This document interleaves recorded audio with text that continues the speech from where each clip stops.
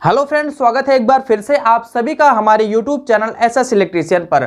आज की जो वीडियो है यह वॉशिंग मशीन रिपेयरिंग कोर्स की 8वें दिन की वीडियो होने वाली है। इसके पहले की जो 7वें दिन की वीडियो थी, उस 7वें दिन की वीडियो में हमने आपको बताया था सेमी ऑटोमेटिक वॉशिंग मशीन के मैकेनिकल सिस्टम के अंतर्गत आने वाले सभी भागों के बारे में। यहाँ पर हमने 42 पार्टों का नाम लिखा हुआ था और उसको आपको बोला था कि आप स्क्रीनशॉट लेकर के इसको नोट कर लीजिए, तो आप बेहतर तरीके से इन सारे पार्टों को नोट कर लिए होंगे। और उस वीडियो में हमने 20 पार्टों का डिस्क्रिप्शन भी बताया था, यानी कि 20 पार्टों के बारे में चर्चा भी किया था। इस वीडियो में हम यहां से कंटिन्यू करेंगे आगे, यानी कि 21वें नंबर से चर्चा करते हुए हम 42वें नंबर तक जाएंगे और इसके बीच में जितनी भी चीजें होंगी उनको हम प्रॉपर तरीके से समझाने का प्रयास करेंगे। तो इस वीडियो में भी अंत तक बने रहिएगा ताकि आपको 21 नंबर से लेकर के 42वें नंबर तक के सारे पार्ट्सों के बारे में बढ़िया तरीके से समझ में आ सके। तो चलिए हम वीडियो को कंटिन्यू करते हैं और 21 नंबर से लेकर के 42वें नंबर तक चर्चा जारी रखते हैं। तो यहां पर 21 नंबर का जो पार्ट है वो है वॉश ड्रम ढक्कन। तो जो हमारा वॉश ड्रम होता है उसके ऊपर आप देखे होंगे एक ढक्कन लगाया जाता है, उसको हम बोलते हैं वॉश ड्रम ढक्कन। अब ये ढक्कन प्लास्टिक का भी हो सकता है, फाइबर का भी हो सकता है, ग्लास का भी हो सकता है, तो उसी को हम बोलते हैं वॉश ड्रम ढक्कन। उसके बाद अगला पॉइंट्स के बारे में बात कर लेते हैं। तो जो हमारा अगला पॉइंट 22 नंबर है वो है वॉशिंग मशीन स्विच पैनल। तो वॉशिंग मशीन के बिल्कुल ऊपर में आप देखेंगे जहां पे टाइमर स्विचें लगी रहती हैं, तो उस पैनल को हम बोलते हैं वॉशिंग मशीन स्विच पैनल। तो यहां पर चित्र में भी आप देख सकते हैं कि वॉशिंग मशीन का स्विच पैनल किसे बोला जाता है। उसके बाद अगले पॉइंट्स के बारे में बात कर लेते हैं 23 नंबर। तो 23 नंबर है स्पिन टब ढक्कन। अब यहां पर बात आ जाती है स्पिन वाले सेक्शन की। जिस सेक्शन में हम कपड़े को सुखाते हैं उस सेक्शन को बोलते हैं स्पिन टब, और उसमें जो घूमता है उसको हम बोलते हैं स्पिन ड्रम। दोनों में अंतर है, समझिएगा। जिसमें ड्रम लगा होता है उस सेक्शन को बोलते हैं स्पिन टब, और जिस ड्रम में हम कपड़े को सुखाते हैं उसको बोलते हैं स्पिन ड्रम। तो यहां पर बात यह आती है कि 23 नंबर क्या लिखा हुआ है, 23 नंबर है स्पिन टब ढक्कन। तो जो हमारा स्पिन वाला सेक्शन होता है उसके ऊपर का जो ढक्कन होता है, जो फर्स्ट वाला कवर होता है जिसको हम उठाते हैं, जिससे हमारा ब्रेक वगैरह लगता है और मोटर पे जाने वाली सप्लाई रुक जाती है, वही जो हमारा ढक्कन होता है उसी को हम बोलते हैं स्पिन टब ढक्कन, जैसा कि आप चित्र में भी देख पा रहे होंगे। उसके बाद उसके नीचे एक सेफ्टी कवर होता है। यहां पर आप देखेंगे, तो यहां पर आप देखेंगे लिखा हुआ स्पिन टब सेफ्टी कवर। तो जो हमारा स्पिन टब का ढक्कन होता है उसके जस्ट नीचे आप देखेंगे तो एक व्हाइट कलर का या फिर किसी भी कलर का हो सकता है, जालीनुमा आपको दिखाई देगा स्पिन टब सेफ्टी कवर। यहां पर आप चित्र में भी देख सकते हैं कुछ ऐसा होता है। तो यह स्पिन टब का सेफ्टी कवर होता है। तो ये जो हमारा स्पिन टब सेफ्टी कवर होता है, यह स्पिन टब को एक प्रकार का सेफ्टी प्रोवाइड करवाता है। इसके अंदर कोई हाथ वगैरह ना डाले, इसके लिए हमारा होता है स्पिन टब सेफ्टी कवर। उसके बाद हम बात कर लेते हैं 25 नंबर के बारे में। तो जो हमारा 25 नंबर है वो है स्पिन ड्रम। अब यहां पर मेन पॉइंट्स आता है, जो हमारा ड्रम होता है जिसमें हम कपड़े को डाल देते हैं और उसमें घुमा करके सुखाया जाता है, उसी ड्रम को हम बोलते हैं स्पिन ड्रम। यानी कि जिस ड्रम में कपड़े को सुखाते हैं उसे हम बोलते हैं स्पिन ड्रम, और जिस सेक्शन में ये ड्रम लगा होता है उस सेक्शन को बोलते हैं स्पिन टब। दोनों में अंतर है। तो यहां पर आप स्पिन ड्रम को देख पा रहे होंगे, कुछ ऐसा होता है। उसके बाद हम अगले पॉइंट्स के बारे में बात करते हैं 26 नंबर। तो 26 नंबर हमारा है स्पिन ड्रम प्लेट। तो जो हमारा स्पिन ड्रम होता है उसके अंदर कभी कभी आप देखेंगे जालीनुमा एक प्लेट होता है जिसको कपड़े को डालने के बाद ऊपर से लगा दिया जाता है, तो उसी को हम बोलते हैं स्पिन ड्रम प्लेट। अब इसका क्या मतलब होता है, तो जब हम कपड़े को उसके अंदर डालते हैं, टाइमर को चालू करते हैं, ड्रम तेजी से घूमने लगता है, और जब ड्रम तेजी से घूमता है तो उसके दौरान कपड़े ऊपर आने की कोशिश करते हैं, तो कपड़े ऊपर ना आए इसके लिए वहां पे लगाया जाता है स्पिन ड्रम प्लेट। तो ये कपड़े को ऊपर आने से और इधर उधर की बॉडी से टकराने से रोकता है। तो इसे को हम बोलते हैं स्पिन ड्रम प्लेट, जैसा कि आप चित्र में देख पा रहे होंगे। उसके बाद हम अगले पॉइंट्स के बारे में बात कर लेते हैं। तो जो हमारा अगला पॉइंट है 27 नंबर, वो है स्पिन टब। अभी हमने पीछे चर्चा किया कि जिस ड्रम में हम कपड़े को डाल करके सुखाते हैं उसको हम बोलते हैं स्पिन ड्रम, टब नहीं बोलते हैं, और जिस सेक्शन में हमारा ड्रम लगा होता है उस सेक्शन को हम बोलते हैं स्पिन टब। यानी कि ड्रम को अगर हम बाहर निकाल दें तो जो एरिया बचता है उसी को हम बोलते हैं स्पिन टब, जैसा कि आप चित्र में भी देख सकते हैं। जो हमारा स्पिन टब होता है उसका काम क्या होता है, उसका काम यह होता है कि जो हमारे स्पिन ड्रम से निचुड़ा हुआ पानी है उस निचड़े हुए पानी को एक होल के माध्यम से ड्रेन असेंबली के माध्यम से ड्रेन पाइप द्वारा बाहर कर देना, ये हमारा स्पिन टब का काम होता है।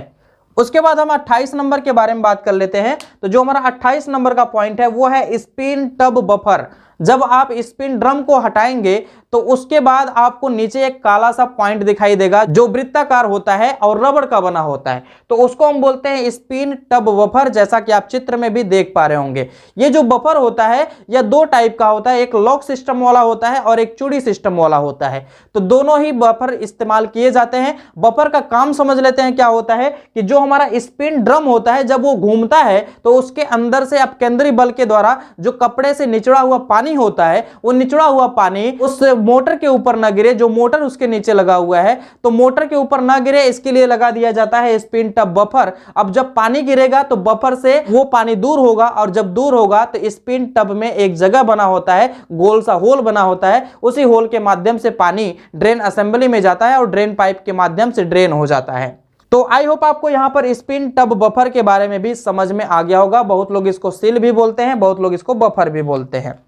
उसके बाद हम अगले पॉइंट्स के बारे में बात कर लेते हैं। तो जो हमारा अगला पॉइंट है 29 नंबर, वो है स्पिन टब ड्रेन फिल्टर। अब वहां पर बात आ जाती है, जो हमारा स्पिन टब में एक होल बना होता है जहां से पानी गिरने का जगह होता है, वहीं के नीचे एक लगाया जाता है फिल्टर। वो फिल्टर रबड़ का भी हो सकता है और जाली का भी हो सकता है। अगर वो फिल्टर लगा हुआ है तो उसको हम बोलते हैं स्पिन टब ड्रेन फिल्टर, और जरूरी नहीं कि सब में वो रहे, लेकिन होल जरूर रहेगा, तो उसी को हम बोलते हैं स्पिन टब ड्रेन फिल्टर, जैसा कि आप चित्र में देख पा रहे होंगे।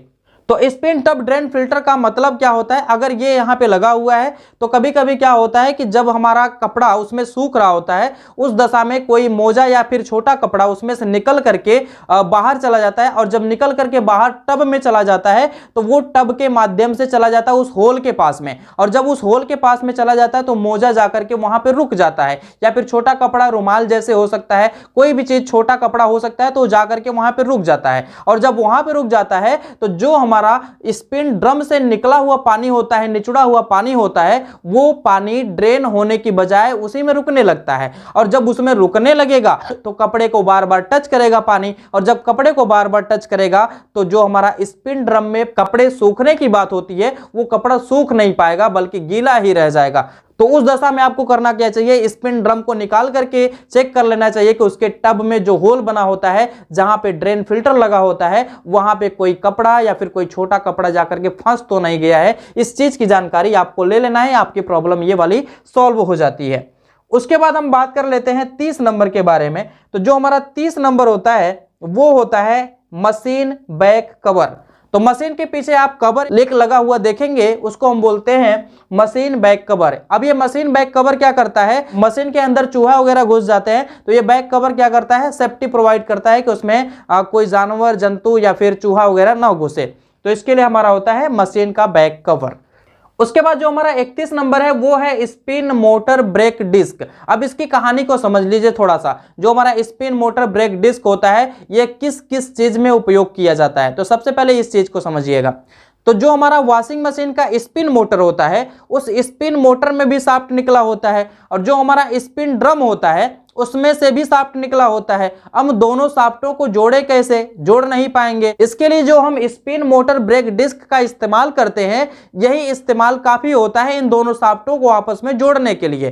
तो जो हमारा स्पिन मोटर का शाफ्ट होता है वो भी इसी स्पिन मोटर ब्रेक डिस्क में घुसा होता है, और जो हमारा स्पिन ड्रम का शाफ्ट होता है वो भी इस स्पिन मोटर ब्रेक डिस्क में घुसा होता है। यानी कि आधा दूरी जो हमारा स्पिन मोटर का शाफ्ट होगा वो तय करेगा, और आधा दूरी जो हमारा स्पिन ड्रम का शाफ्ट होगा वो तय करेगा। और इन दोनों शाफ्टों को दो नट या बोल्ट के द्वारा कस दिया जाता है, और जब दो नट बोल्ट के द्वारा कस दिया जाएगा तो दोनों शाफ्ट आपस में जुड़ गए। तो जब दोनों शाफ्ट आपस में जुड़ गए तो फिर बात बची क्या, जब दोनों शाफ्ट आपस में जुड़ जाते हैं तो इसी को हम बोलते हैं स्पिन मोटर शाफ्ट सॉकेट। तो शाफ्ट सॉकेट भी ये काम करता है। दूसरा चीज क्या काम करता है, दूसरे चीज के बारे में समझ लेते हैं। तो ये जो हमारा डिस्क होता है इसमें एक एरिया को बढ़ा करके वृत्ताकार चीज लगाया जाता है, यानी कि ये वृत्ताकार होता है कुछ इस प्रकार का, जैसा आप देख सकते हैं चित्र में। तो ये इसका एरिया इसलिए बढ़ा दिया गया क्योंकि स्पिन मोटर में ब्रेक भी लगाना होता है। तो जब स्पिन मोटर में ब्रेक आप लगाएंगे तो कैसे लगाएंगे, उसके लिए एरिया बड़ा हुआ होना चाहिए, क्योंकि अगर आप जो साइकिल होती है साइकिल के मिड पॉइंट पे यानी कि जहां से तीली निकलती है वहां पे ब्रेक लगाने की कोशिश करेंगे तो एरिया कम है वहां पे, और जब एरिया कम है तो ब्रेक जल्दी से लग नहीं पाएगा। अगर आप साइकिल के रिंग पर ब्रेक लगाने की कोशिश करेंगे तो वहां पर आसानी से ब्रेक लग जाएगा और साइकिल हमारी रुक भी जाएगी। कुछ वही कारण लेते हुए यहां पे हम इसका इस्तेमाल करते हैं, ताकि जो हमारा शाफ्ट होता है, शाफ्ट का एरिया कम होता है, अगर उस पर हम ब्रेक लगाने की कोशिश करेंगे तो मोटर जल्दी रुक नहीं पाएगा। लेकिन अगर उसी के एरिया को बढ़ा दिया गया कोई चीज लगा करके और वहां पे ब्रेक लगाया जाएगा तो जो हमारा मोटर होगा वो आसानी से रुक सकता है। इसीलिए हम यहां पर प्रयोग करते हैं स्पिन मोटर ब्रेक डिस्क का। इसी के ऊपर ब्रेक शू आकर के चिपकता है, जिससे हमारा स्पिन मोटर का जो मोशन होता है, रोटेटिंग मोशन यानी कि जो वृत्ताकार गति होती है, वो गति रुक जाती है, जिससे मोटर हमारा रुक जाता है। उसको रोकने की जरूरत क्यों पड़ती है हम आगे चर्चा करेंगे। उसके बाद हम बात कर लेते हैं स्पिन मोटर ब्रेक प्लेट की। तो जो हमारा स्पिन मोटर होता है उसमें ब्रेक सिस्टम को फिट करने के लिए स्पिन मोटर के ऊपर ही 3 स्क्रू के द्वारा प्लेट फिट किया जाता है। उसी प्लेट को हम बोलते हैं स्पिन मोटर ब्रेक प्लेट। तो इसी प्लेट में सारा जो ब्रेक का असेंबली होता है वो फिट किया जाता है। तो यहां पर आप देख सकते हैं स्पिन मोटर ब्रेक प्लेट कैसा होता होगा। उसके बाद हम बात कर लेते हैं स्पिन मोटर ब्रेक शू के बारे में। तो जो हमारा स्पिन मोटर ब्रेक शू होता है वह स्पिन मोटर के ब्रेक डिस्क को जाकर के चिपकता है। जब वो चिपकेगा तो मोटर रुकेगा, जब वो हटेगा तो मोटर फ्री हो जाएगा। तो इसका मतलब क्या होता है आप समझ लीजिएगा। जो हमारा स्पिन ड्रम का ढक्कन होता है, अगर उस ढक्कन को हम बंद करते हैं तो उस दशा में जो हमारा ब्रेक वायर होता है वो ब्रेक वायर क्या होता है, वो ब्रेक वायर टाइट होता है। टाइट होने की वजह से जो हमारा स्पिन मोटर का ब्रेक होता है वो दूर हट जाता है, जिससे हमारा मोटर फ्री चलने लगता है। और जैसे हम ढक्कन को उठाते हैं वैसे ही ब्रेक वायर लूज होता है, और जब ब्रेक वायर लूज होता है तो जो हमारी ब्रेक असेंबली होती है वह उस डिस्क पर शू को चिपका देती है, और शू को चिपकाने की वजह से ही जो हमारा मोटर होता है वो घर्षण करके रुक जाता है।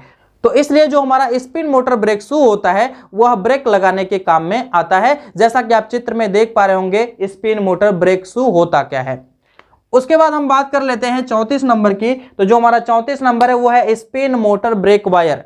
तो इन सारे असेंबली को चलाने के लिए, ऑपरेट करने के लिए एक वायर लगाया जाता है जो कि स्पिन मोटर के ब्रेक प्लेट से होकर के स्पिन टब का जो ढक्कन होता है उसके साथ। जब हम ढक्कन को बंद करते हैं उस दशा में क्या होता है, ब्रेक वायर टाइट होता है, और ब्रेक वायर के टाइट हो जाने की वजह से स्पिन मोटर हमारा फ्री हो जाता है, जिससे हमारा स्पिन मोटर चलने लगता है। और जब हम ढक्कन को उठाते हैं उस दशा में क्या होता है, ब्रेक वायर लूज होता है, और ब्रेक वायर के लूज हो जाने की वजह से जो हमारा स्पिन मोटर होता है वह रुक जाता है, यानी कि ब्रेक शू उस डिस्क पे जाके चिपकता है, जिससे हमारा स्पिन मोटर की गति रुक जाती है। तो इस तरह से जो हमारा स्पिन मोटर ब्रेक वायर होता है ये काम करता है, यानी कि स्पिन मोटर के ब्रेक असेंबली से स्पिन टब के ढक्कन तक लगाए गए वायर को हम बोलते हैं स्पिन मोटर ब्रेक वायर।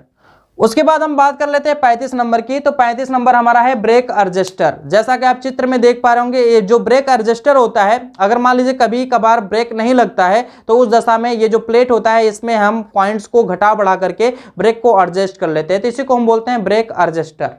उसके बाद हम बात कर लेते हैं स्पिन मोटर सॉकर। तो जो हमारा स्पिन मोटर होता है उसका जो शाफ्ट होता है वो सीधे जो हमारा स्पिन ड्रम होता है उस स्पिन ड्रम से जुड़ा होता है, यानी कि शाफ्ट सॉकेट के थ्रू जुड़ा होता है। तो अगर मान लीजिए कि हम स्पिन ड्रम में कपड़े को ज्यादा डाल दिए, और जब ज्यादा डाल दिए तो एक तरफ अनबैलेंस हो जाएगा। उस दशा में जब आप टाइमर को घुमाएंगे तो टाइमर को घुमाने के बाद जो हमारा ड्रम घूमेगा वो हो सकता है बॉडी पर इधर उधर लड़ने लगे। तो जब बॉडी पे इधर उधर लड़ने लगेगा तो जो हमारा स्पिन ड्रम होगा वो ठीक प्रकार से काम नहीं कर पाएगा, कपड़े को सुखा नहीं पाएगा। अब ऐसे दशा में क्या किया जाता है, जो हमारा स्पिन मोटर होता है, स्पिन मोटर के नीचे जो पंजे होते हैं उसमें 3 होल बने होते हैं, और उन तीनों होलों में हम लगा देते हैं सॉकर। और जो सॉकर होता है वो क्या करता है, मोटर को बैलेंस करके रखता है, यानी कि अगर हम लोड ज्यादा भी डाल दिए एक तरफ तो उस दशा में कोई दिक्कत नहीं होगी। वो तीनों सॉकर अपने में मैनेज करके उस ड्रम को बेहतरीन तरीके से चलाएंगे। तो जितने भी हमारे स्पिन मोटर होते हैं उस स्पिन मोटर के नीचे 3 सॉकर लगाए जाते हैं। सॉकर का काम होता है स्पिन मोटर को बैलेंस करके रखना। अब उसके बाद हम बात कर लेते हैं ड्रेन स्विच के बारे में। तो आप देखे होंगे वॉशिंग मशीन के ऊपर पैनल पे एक स्विच होती है जहां पे लिखा होता है ड्रेन। अगर हम उस स्विच को ड्रेन की तरफ में कर देंगे तो उस दशा में होगा क्या, वहां से एक रस्सी जुड़ी होती है ड्रेन वाल्व की तरफ में। अगर हमारे वॉश ड्रम में पानी उपस्थित है, उस पानी को गिराना है, बाहर करना है, तो उस दशा में ड्रेन वाल्व को उठाना पड़ता है। तो ड्रेन वाल्व को उठाने के लिए एक स्विच लगाई जाती है जिसको हम ऑपरेट करते हैं। तो रस्सी के द्वारा हमारा ड्रेन वाल्व उठता है, तो उसी स्विच को हम बोलते हैं ड्रेन स्विच। यानी कि जिस स्विच से ड्रेन वाल्व को उठाने का और लगाने का कार्य किया जाता है, उस स्विच को हम बोलते हैं ड्रेन स्विच, जैसा कि आप चित्र में भी देख पा रहे होंगे। उसके बाद हम बात कर लेते हैं 38 नंबर की। तो जो हमारा 38 नंबर है वो है ड्रेन वाल्व रस्सी। तो जो हमारा ड्रेन स्विच लगाया जाता है वहां से लेकर के एक रस्सी ड्रेन वाल्व तक लगाई जाती है, तो उसी रस्सी को हम बोलते हैं ड्रेन वाल्व रस्सी। यानी कि ड्रेन वाल्व को ड्रेन स्विच के माध्यम से उठाने के लिए जो रस्सी प्रयोग की जाती है उसी रस्सी को हम बोलते हैं ड्रेन वाल्व रस्सी, जैसा कि आप चित्र में देख पा रहे होंगे। उसके बाद हम बात कर लेते हैं ड्रेन रस्सी एडजस्टर। अगर मान लीजिए कभी कभार ऐसा भी होता है कि ड्रेन स्विच के ऑपरेट करने के बाद भी हमारा वाल्व नहीं उठा, तो उस दशा में रस्सी लूज हो चुकी होती है, तो उस रस्सी को क्या करना होता है, थोड़ा सा टाइट करना होता है। तो थोड़ा सा टाइट करने का मतलब क्या है कि ड्रेन रस्सी एडजस्टर में हम पॉइंट्स को घटा बढ़ा करके उसको एडजस्ट कर सकते हैं, जिसके करने से हमारा जो ड्रेन वाल्व होता है वो एडजस्ट हो जाता है। तो इसीलिए इसको बोलते हैं ड्रेन रस्सी एडजस्टर। इसके बाद हम अगले पॉइंट्स के बारे में बात कर लेते हैं। तो अगला पॉइंट हमारा है ड्रेन वाल्व। अभी जो हमारा ड्रेन वाल्व होता है ये क्या करता है, वॉश ड्रम में उपस्थित पानी जो होता है, अगर उस पानी को उपस्थित रखना है तो ड्रेन वाल्व को लगा करके रखेंगे। अगर मान लीजिए कि उस पानी को गिराना है तो उसी ड्रेन वाल्व को उठा देंगे, और जब ड्रेन वाल्व को उठाएंगे तो जो हमारा वॉश ड्रम में एकत्रित पानी है वो पानी बाहर निकल जाएगा। तो उसमें पानी को एकत्रित भी रखना है जब हमको कपड़े को धोना है, और जब हमारा कपड़ा धुल जाए, पानी गंदा हो जाता है, उस टाइम पे पानी को ड्रेन भी करवाना होता है। तो जो हमारा वॉश ड्रम और ड्रेन पाइप के रास्ते में लगाया गया वाल्व होता है रबड़ का, उसी वाल्व को हम बोलते हैं ड्रेन वाल्व, जैसा कि आप चित्र में देख पा रहे होंगे। यही वाल्व क्या करता है, जरूरत पड़ने पर पानी को रोक के रखता है और जरूरत पड़ने पर पानी को गिरा भी देता है। उसके बाद हम बात कर लेते हैं ड्रेन असेंबली के बारे में।